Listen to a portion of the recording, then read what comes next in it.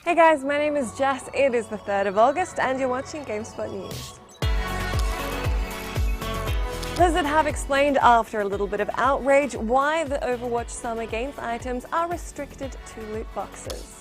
The Olympics-themed cosmetic items are only available in special loot boxes that will disappear in 3 weeks. And unlike existing items, you can't purchase them with credits. That said, every time you open one of the special loot boxes, you are guaranteed at least one of the new items. Game director Jeff Kaplan explained that this is because we want the items to feel extra special and very rare. So we don't want everyone running around all the time in every single Summer Games item. And we actually don't expect that all players will get all Summer Games items.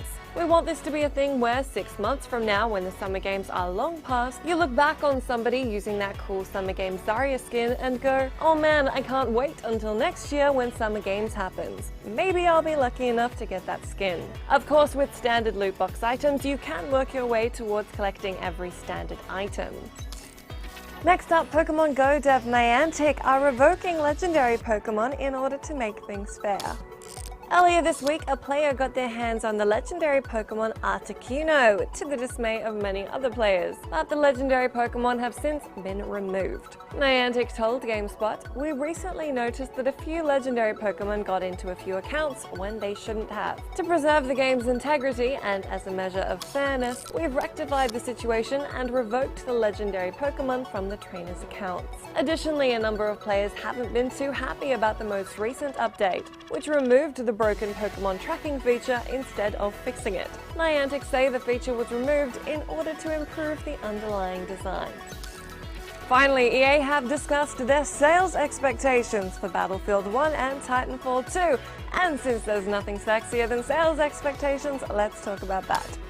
EA say they are optimistic Battlefield 1 can exceed its conservative projection of slightly under 15 million units, which is what a Battlefield game typically sells. As for Respawn's Titanfall 2, CFO Blake Jorgensen said, "The first Titanfall did a little more than 7 million units last time. It was early in the cycle, one of the few titles out there. We think Titanfall 2 will do more than that, but it's probably closer to 10 million than it is to 15. As a comparison, although we don't know exactly how many units Call of Duty Black Ops 3 sold, we know it was the single best-selling game of 2015, and the series sales total over 250 million units worldwide. Battlefield 1 will be out on October 21, while Titanfall 2 is due just a week later on October 28. EA say they aren't worried that the games will cannibalize each other's sales, insisting that shooters are a massive genre with a diverse set of players looking to fulfill different gameplay motivations.